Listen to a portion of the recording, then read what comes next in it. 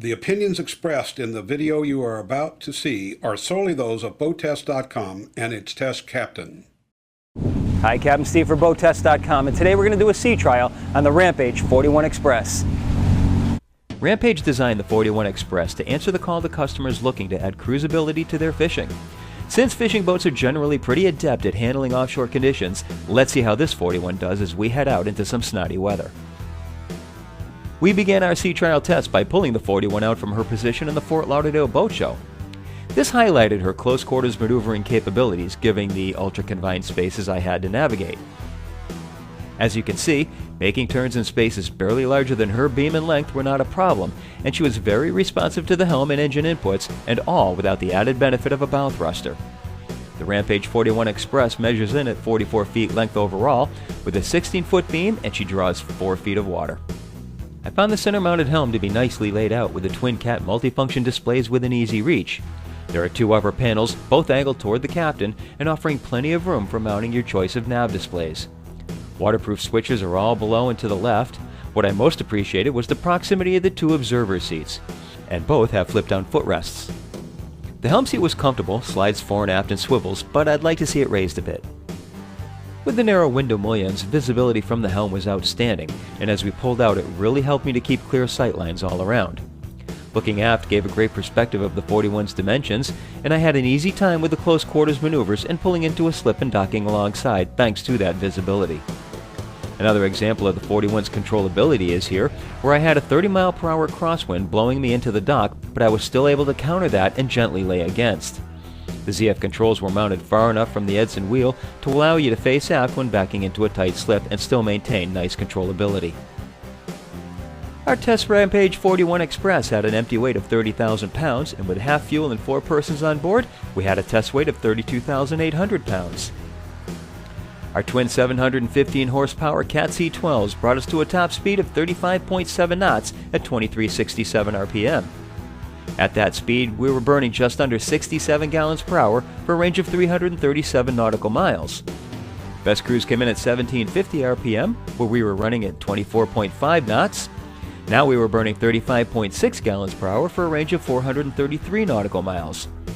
We had a time to plane of 11.7 seconds and reached 30 miles per hour in 13.6 seconds. The tough test came when we took her out the inlet. We had 4 to 6 foot seas, and it really gave a good impression of how well the 41 handles herself. I found that keeping it about 20 knots gave us the best handling through the head seas, with the wide flare bows throwing water well off to the sides. Beam seas were nice and stable, but the best was, of course, the following seas.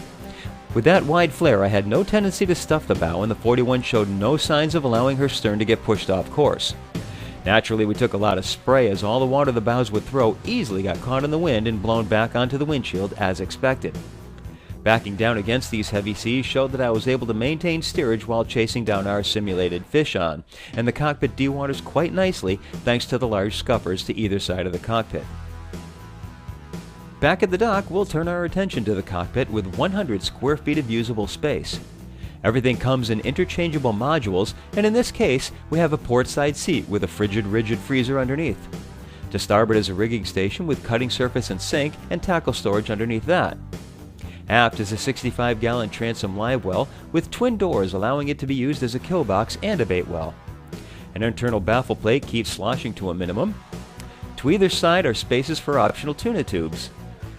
A fish door allows you to haul in the large catch, and it's gasketed all around so no water came through when we were backing down offshore. In the deck is a fish box with macerator and pull-out liner, all repeated on the opposite side. There are 7 gunnel-mounted rod holders and room for 10 more rods under the gunnels.